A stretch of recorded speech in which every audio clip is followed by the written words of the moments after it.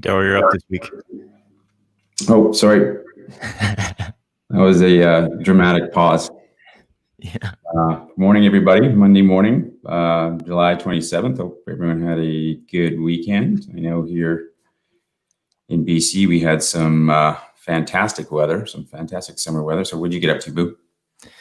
Yeah, a couple of things. I guess my oldest son's bike, we went mountain biking, not on the weekend, but just before, and first time out at a hill called Thornhill out here in Maple Ridge, and within 10 minutes broke his bike. So Saturday was taking his bike to the bike shop. But interesting in that a few days ahead of time, we talked about mountain bikes on a couple episodes ago. So we were talking about mountain bike parks and stuff. So the derailleur on the back, my middle son just got a new bike, and freak accident, the derailleur basically bent into the bike and was caught on the spoke of the wheel, and the wheel didn't move anymore. And I bent it out, and it was pretty bent at that point.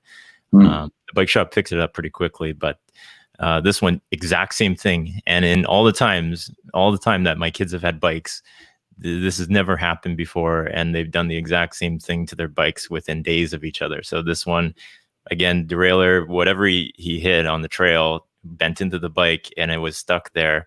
Not only was it stuck, but his chain snapped as well in the process.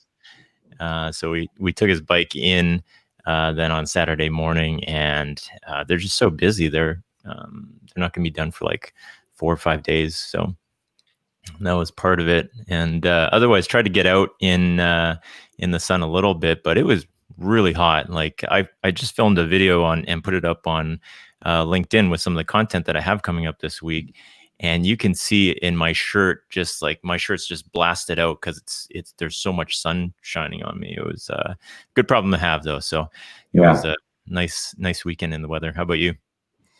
Yeah, we had a great weekend. And on that note, I found it kind of funny on the Weather Network. There was that red thing that comes up about a weather warning. And it was talking about temperature getting up to 27 degrees. So only in Vancouver do they put out a weather warning when we're touching on 27 degrees. But yeah, same thing. It was really enjoyed the weather. Yeah, it was a good weekend.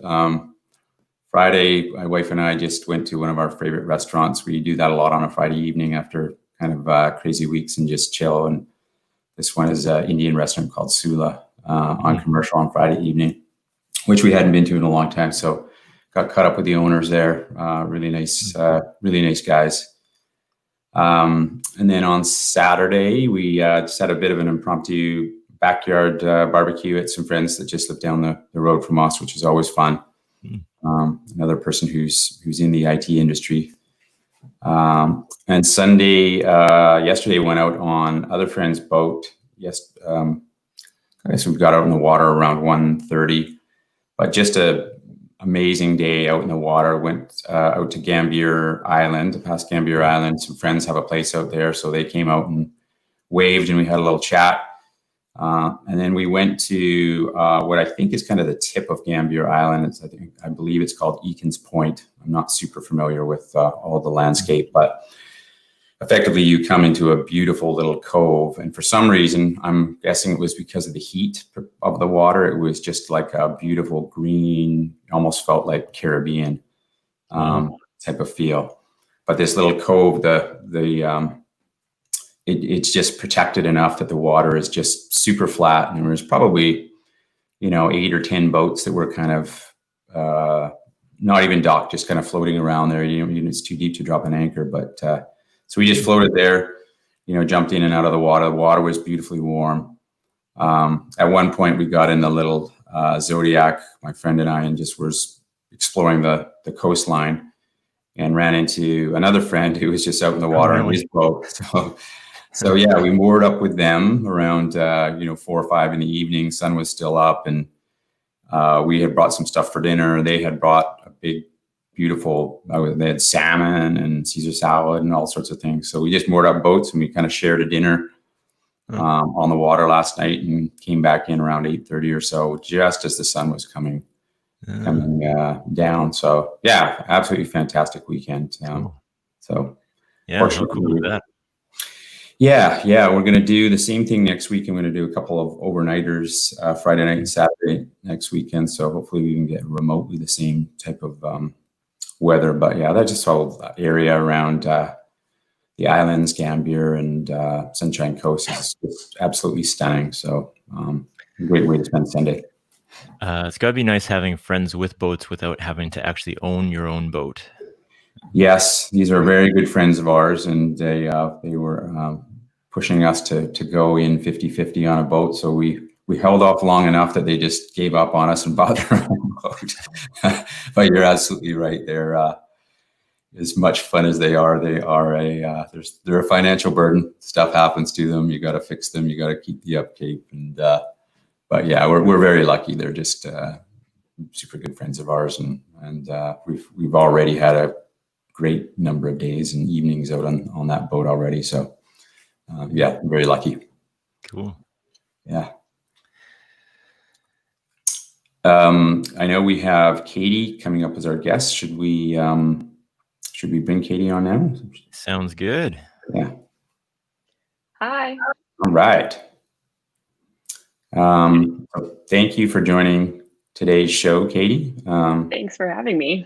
Yeah. So Katie, I will do a very, very brief introduction, and I'm really looking forward to hearing about kind of the things that you do at F5 Labs. So Katie is an intern with F5 Labs. If you dialed in a few weeks ago, we had Sander Vinberg from F5 Labs. Really bright and interesting guy, but he shared a little bit of information on F5 Labs. And I still think there are a lot of our customers that really know very little or nothing about F5 Labs. So really interested to hear about your experience with F5 Labs and learn a little bit more about you, Katie, and talk a little bit about what F5 Labs does too. So with that, I'll let you kind of introduce yourself and talk a little bit about what you do as an intern with F5 Labs. Yeah, for sure. Well, thanks so much for having me on today. I'm really excited to be here. So as Daryl mentioned, my name is Katie Newbold, and I've been interning with F5 Labs since the middle of May. I'm also a rising senior at John Hopkins University, pursuing a major in computer science, and I'm also minoring in social policy as like a fun little addition to my very technical coursework. So Labs definitely is a very diverse group of thinkers and individuals, and everybody has different skills and expertise, which has made it, I think, a really, really great internship experience. And so my work for the summer has definitely been very technical in nature. I spent about 2 months and now kind of on a little bit of a roadshow for the tool that my colleague David and I worked on called Cryptonice, which is a TLS scanner. So this was definitely a very coding heavy project because we were, well, I guess kind of for context, David every year produces a telemetry report, and last year was trying to scan a bunch of websites to collect information, and was having a very hard time collecting the information. There wasn't really a tool that kind of fit the needs perfectly of what he wanted. And if he did find something, the output was a little bit challenging to use. And so he was really hoping to kind of streamline this process a little bit more. So for me, coming on as an intern, I fit well into that role because I have a more technical background. So I was able to kind of listen to the things that he had done in the past, talk about with him about what he needed, and then we worked together to build this tool. So that's been really great so far. We're working on scaling it up with AWS Lambda services as well, to make it like bigger, because currently the library that exists for this tool has really allows you to kind of scan like one domain name a couple at a time, but it takes some time if you were to scan a huge number. So that was kind of my primary project as an intern, but I also got to sit in on all of the labs meetings and listen to a whole bunch of like the corporate stuff too that happens at F5, which is really, really fascinating to listen to. And I've just been blown away by the team and how welcoming and supportive everybody is, specifically on the labs team. But I think I found that too with F5. Everybody's so supportive and really dedicated to the individuals, to the employees, and helping them grow and learn. And that to me has felt like a very supportive and productive environment to be an intern, which is a huge learning experience for me. And also just kind of, I think gives me definitely, like, I'm going to leave with a really great, feeling of F5 Nice. in my heart and mind, because I've had a fantastic summer so far. Oh, that's cool. And it sounds like a lot to accomplish in a short period of time. You just started in May. I'm sure you've been pretty busy. Yeah, definitely putting in the hours, but it's rewarding. And also, there's not a whole lot else that we can do besides work these days because there's nothing going on outside. So I don't mind. And are you from Seattle, Katie? Or I'm actually originally from San Francisco. Okay. My parents have lived there my whole life. So I grew up in the city, and then after high school, moved to Baltimore, Maryland for college, which is where I currently am now and planning on staying for the next year. And then afterwards, we will see. I definitely love the West Coast a lot, and could see myself moving back there. I've also come to love the East Coast. So I think I will mainly go wherever I can get a job. Yeah, I think that's the way it usually works. John Hopkins, so very prestigious university. How's your experience been there? I mean, it must be pretty amazing. Yeah, I've absolutely loved it. I've met so many amazing people at school who really do have such a wide range of interests. And I think there's kind of a conception about Johns Hopkins that everybody is pre-med or interested in science and medicine specifically and wants to go to medical school. And that's definitely true for a good number of students. But really there's fantastic departments. The public health school is definitely one of the best in the nation. And there's fantastic engineering and really good political science and international studies. And so it's been a really great college experience because the school is kind of small. There's about 5,000 undergraduate students. And so I feel like it's the place where you can know a lot of people who really are in across all majors. You can meet fantastic professors and peers and stuff who are within your same major and doing really great work and research. And Baltimore's a cool city as well. It has a lot of quirks. I think it's been a really, really great place to be in college for the past 3 years, and I'm looking forward to the last year as well. Yeah, very nice. I've never been to Baltimore. Actually, I have my stepsister lives there. I've never fun. been to travel. Yeah.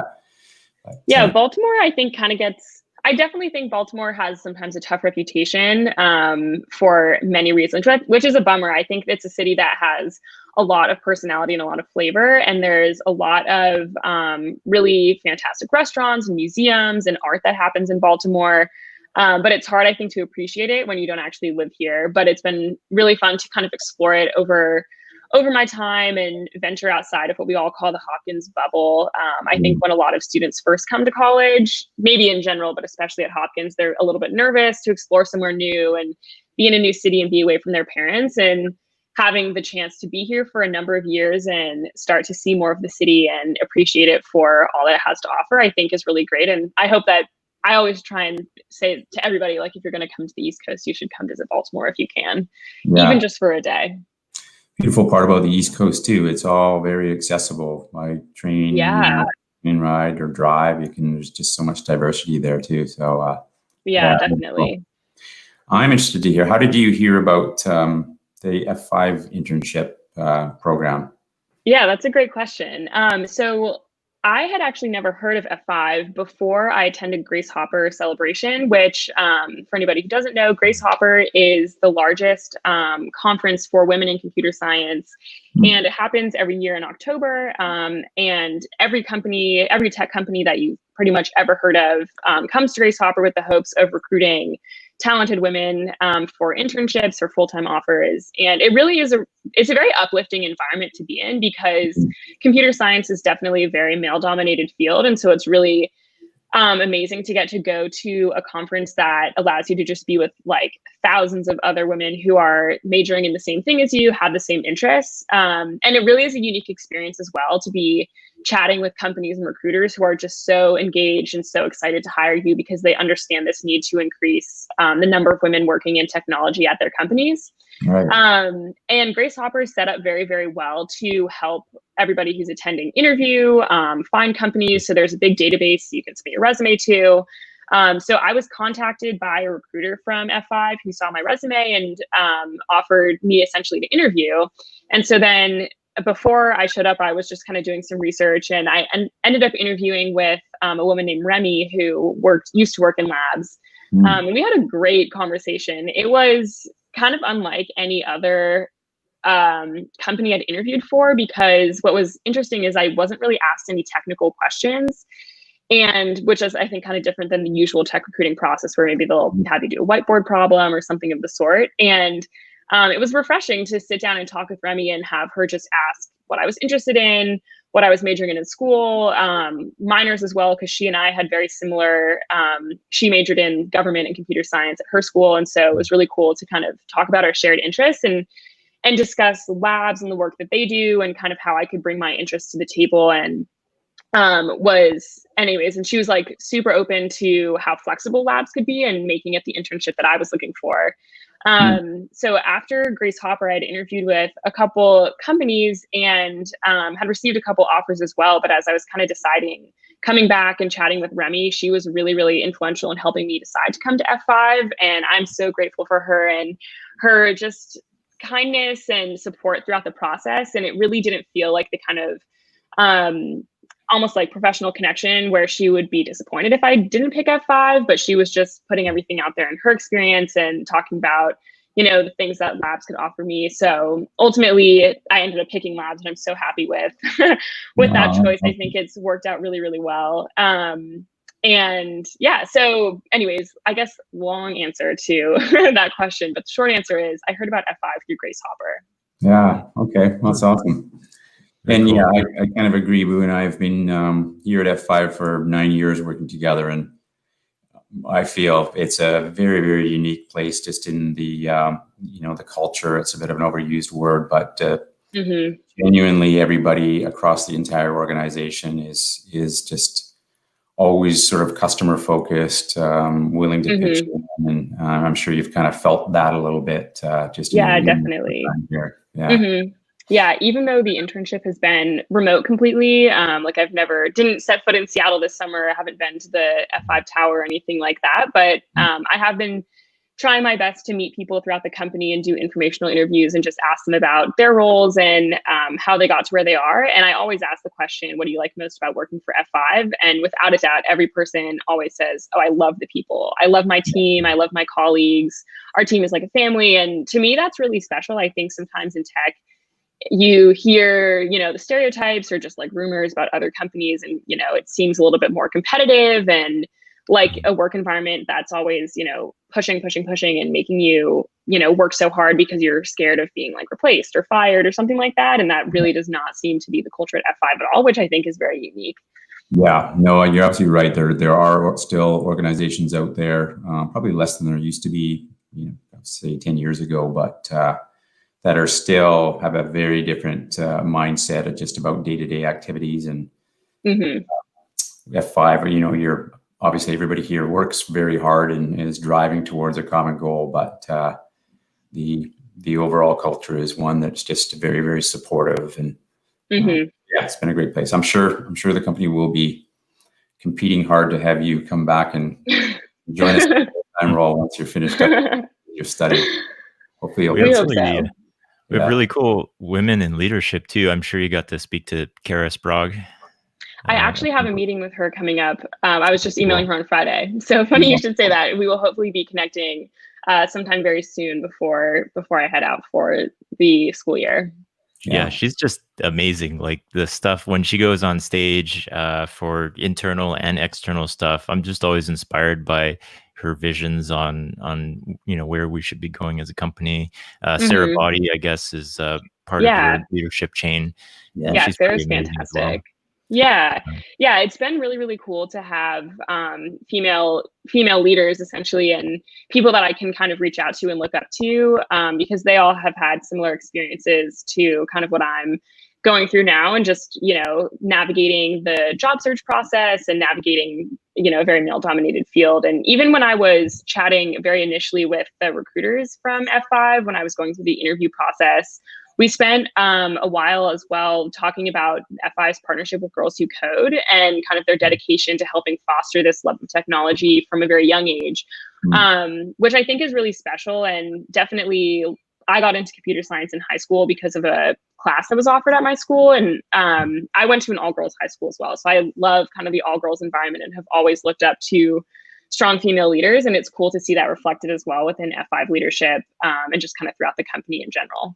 Yeah, very true. What is your, what's your sense of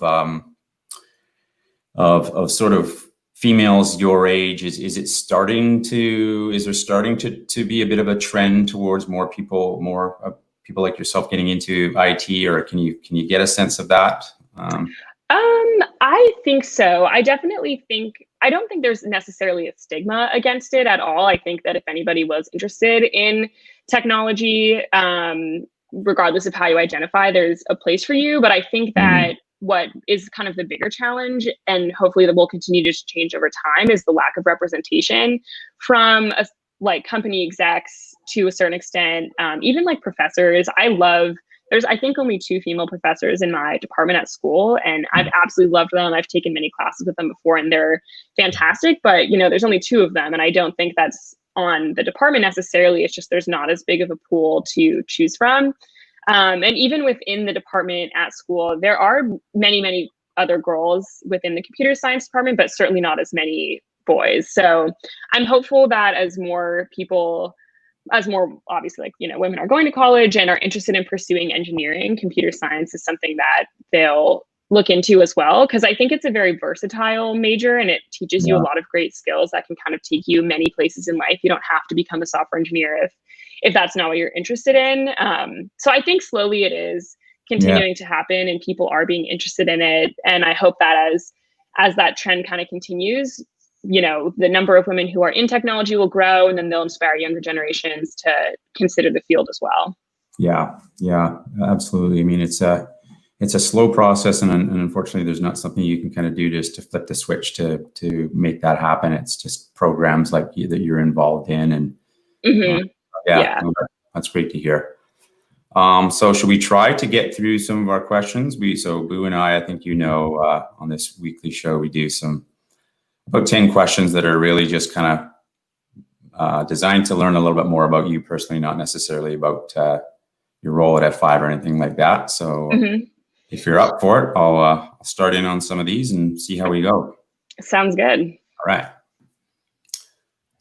So obviously, you've been kind of interested in technology for a while, but what was your first computer? This should be really interesting relative to this. So some of you had. Yeah. You're more advanced in age.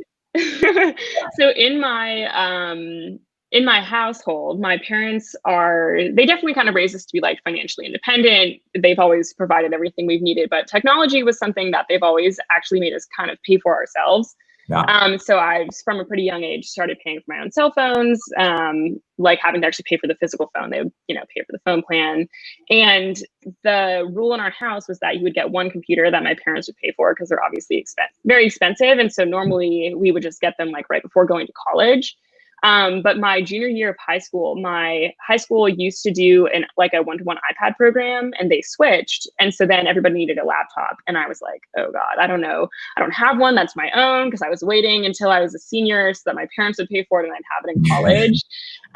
So I ended up using actually my mom's old Chromebook, which a Chromebook is, it really only allows you to connect to the internet. So I definitely relied on the school computers, but after that, then the computer that I have now and still have is the MacBook Pro. So it wasn't anything like super crazy or technical or old fashioned or anything like that. It really was like enough to connect me to Google Drive so I could do my schoolwork. And then after that, I started actually having a computer that I could, download software to and use something like outside of the Google suite. So nobody has said laptop, because everybody that's come on has said some sort of huge desktop computer that took up a whole bunch of their space. Yeah, I think when I was younger, we had something kind of like that, but I honestly can't really remember. And I remember when we got a computer, it was like a hand-me-down from my uncle for a while. Cause yeah, it's crazy to kind of compare to like, even I'm only 21, but it's crazy to compare like when I was 12, what was kind of like in my house or the technology that we just had versus 12-year-olds now who like, have like Wow. iPhone, iPad, everybody has a laptop and all that kind of thing. And it's crazy how quickly things change for sure. Oh yeah. Yeah.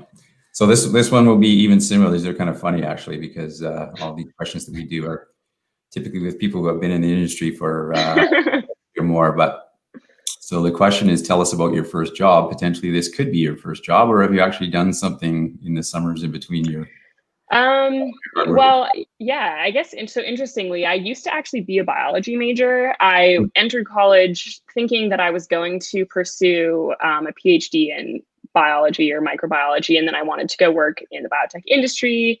And so the summer after my senior year of high school, I actually interned for a biotech company in Berkeley, California, that was researching immunotherapies for cancer treatment.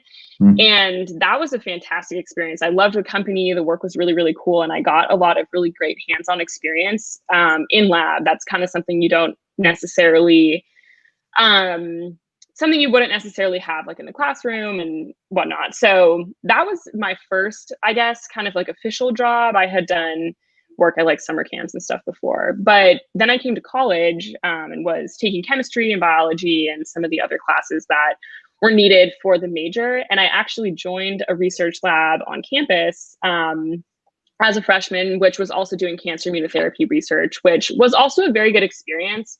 But it was a very good experience in the sense that it helped me figure out I didn't want to do that anymore. Research was not super engaging to me, at least in an academic setting, and that pathway wasn't super engaging. And so I actually ended up switching majors into computer science from that experience because I was like, I don't know if this is how I want to spend the next 8 years of my life. So my first, I guess, official job was actually in biotech, which was a great experience. And I'm happy to have transitioned out of it, but I made a lot of great connections and had a lot of really good experience there as well. Yeah, very cool. It's good to recognize that, get the opportunity to understand if it's going to be something that you want to kind of spend the rest of your life doing or not, make it Yeah, I'm super grateful to my school as well for that opportunity, because one thing that's really great about Hopkins is that there are a lot of research opportunities for you regardless of major. It doesn't even have to be medical related. One of my best friends does history research. Other people have done research like related to religion, English literature, archaeology, anything you really could imagine. And the accessibility of these opportunities is really fantastic. Because for me, for example, I was able to do research freshman year of college, which is not a super common experience, I think, at other schools. And having that experience so early on allowed me to make this switch into a major that I'm a lot more happy in.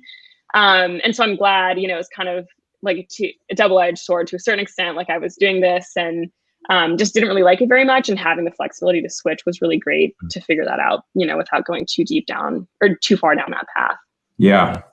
And actually a good segue into what might be our last question here. We're coming up on time, but so what inspired you to actually get into the major that you're in now? Is it someone in your life, or just some type of activity that you enjoyed doing? Or yeah, so when I was in high school, I had a teacher named Mr. Grant who had been working at my high school since the 70s. He was with the high school when they got their first computer as a school, and he had always taught computer science. And as I mentioned too, I went to an all-girls school, and being in that all-female environment and having the ability to take this computer science class, which really wasn't offered at any of the other high schools in San Francisco at the time, was really engaging and fun. And I liked it because I really liked the problem-solving aspect of computer science, that you could spend the time, you would basically, like, computer science forces you to look at a really big program or problem and break it down into smaller problems and, build your answer up from there. And I think that was a really good way to just kind of start thinking even about the world in general. Like, you can't necessarily approach everything head on, so you have to think about all the components to it. And so I took computer science freshman year. We learned BASIC, which, is a great way to, I think, start computer science. But not really applicable anymore. And then eventually we started learning Java. I did some Objective-C programming for an iPad. So when I was coming to college, having had this really positive experience with computer science and already learning how to code in a very nurturing environment in high school, in a small class setting, there were usually like 10 of us in the class. Nice. Definitely really piqued my interest. And because I already felt like I had some background in it, I was really excited to jump into the major in college. So I pretty much then began that my sophomore year of school and have not really looked back since, but it definitely stems from my high school teacher, Mr. Grant. That's awesome. Have you been able to connect with him at all online or anything like that? I haven't too much since I graduated high school. I've emailed him a couple times, but he's very happily, I believe, in retirement. Now he's since moved on from teaching and living his best life, playing bridge and on some cruises. So we will see, but I hope to reconnect with him actually after this internship, because I think I'll have a lot of fun stuff to share with him. That's awesome. Well, we're just at the top of the hour, and that was just fantastic talking to you, Katie. So really appreciate you kind of coming in, and I can say as an old guy in this industry, very exciting to see people like yourselves kind of, going to be the ones who are going to be leading this type of industry in years to come. So thank you. I really appreciate having the chat to Chance. Yeah, thanks so much for having me today. This was a pleasure. All right. Oh, and I'll mention, Katie and David Warburton will be on Booze Hour on Wednesday morning, and we'll talk specifically about Cryptonice. So it'll be great to go over the project that you've been dedicated to for a while. Cool. I will be dialing into that for sure. That's awesome. Cool. All right. See you, folks. Thanks, everyone. Thanks again, Katie. Thanks for checking this out today. If you're watching via YouTube right now, go ahead and click subscribe down below. Also click the bell for notifications. That way you will find out when we're dropping a new video or when we're going live. Also, there's darylandboo.com. If you head over to that, leave your name and email address, we will drop a weekly technical newsletter in your inbox every Monday. Also, this is available via podcast, Apple, Google, Spotify. Head over to one of those, hit subscribe, and you'll be able to listen to us in the car on your commute or during a walk or a run. Thank you very much, and we will see you next time.